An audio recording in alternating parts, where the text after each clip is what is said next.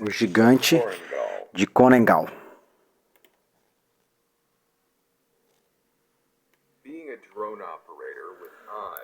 Um operador de drone com olhos bem acima do terreno seria obviamente uma maneira ideal de ver muito mais do que um soldado médio no terreno poderia. Isso se aplica à localização de soldados inimigos e tudo mais que está lá fora. Mas quando se trata de coletar informações usando drones, muito do que é observado é gravado e depois enviado para análise mais cuidadosa. Em vídeo full, ou analistas de FVH no Afeganistão desempenharam um papel crucial nas operações militares de coleta e vigilância. Sua principal responsabilidade era analisar vídeos ao vivo e gravados de várias plataformas de vigilância aerial, como drones e aeronaves tripuladas. Este próximo relato foi compartilhado por um veterano da Força Aérea que trabalhava como analista da Intel no Afeganistão, em algum momento entre 2012 e 2018.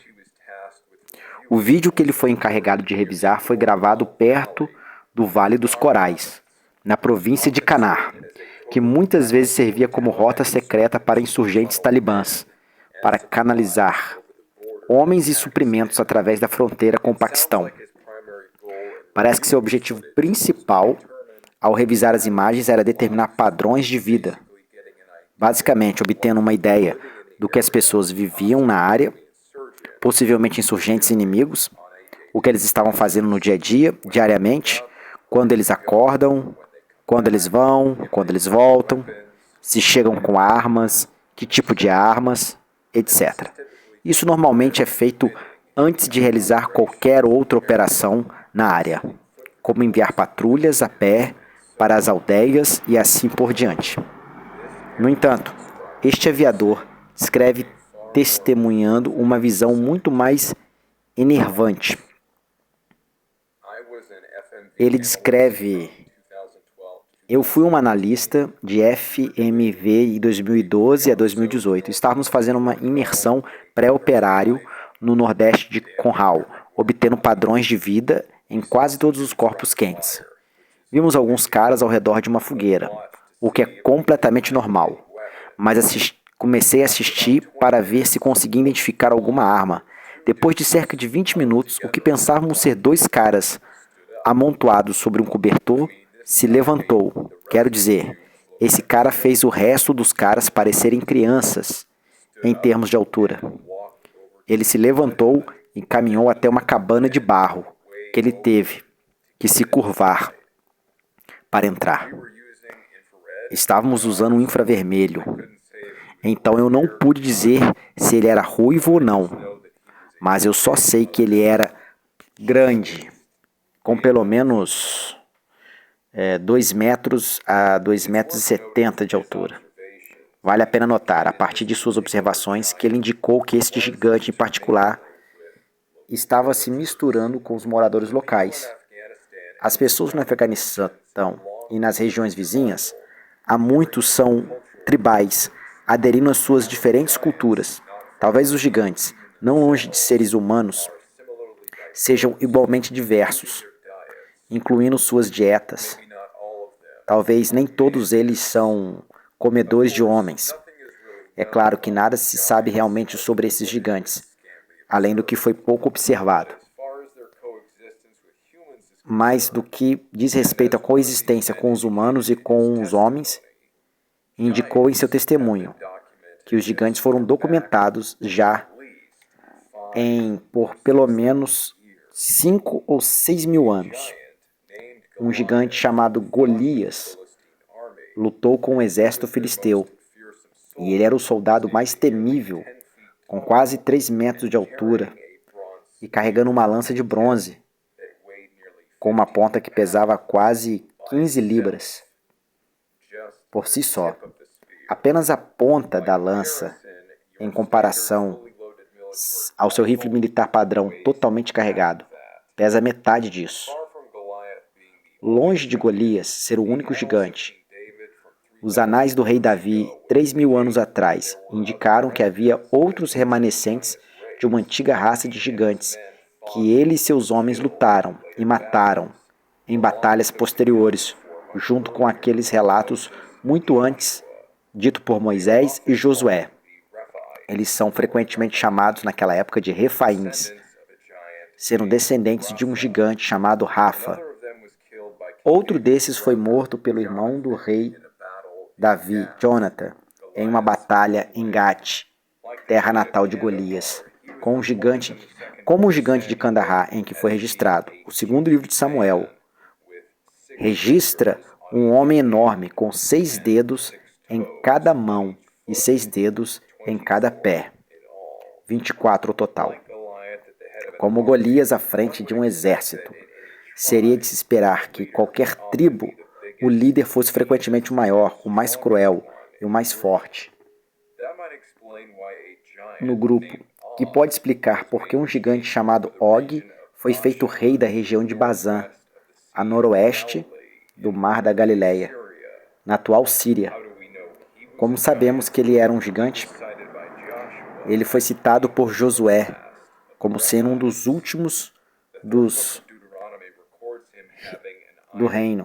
No livro de Deuteronômio registra que ele morreu em uma cama de ferro, provavelmente porque precisava de algo mais forte do que madeira. Uma cama que media 13 pés de comprimento por 6 pés de largura. Então parece que ele teria dormido confortavelmente em um pequeno exército com um berço de gigantes. Gigantes governando os humanos e lutando ao lado deles há milênios. E agora, mesmo nas últimas 2 décadas, ouvimos falar de gigantes se aquecendo no fogo com os habitantes locais, afegãos. Este próximo relato também indica que os gigantes ainda estão lá fora, em áreas remotas, misturando-se com humanos nestes dias.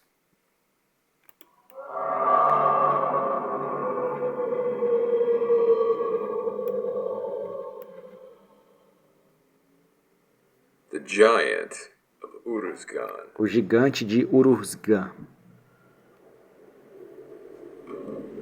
Oi, Dave. Ô Dave, Got anything with caffeine tem alguma coisa de cafeína? I think I'm losing my marbles. Acho que estou perdendo a cabeça. Estou vendo coisas. O que é, tenente? No, Vê uma insurgência? it's Não. never mind. Just Deixa pra lá. I must be knackered. Só devo estar louco, sem entender.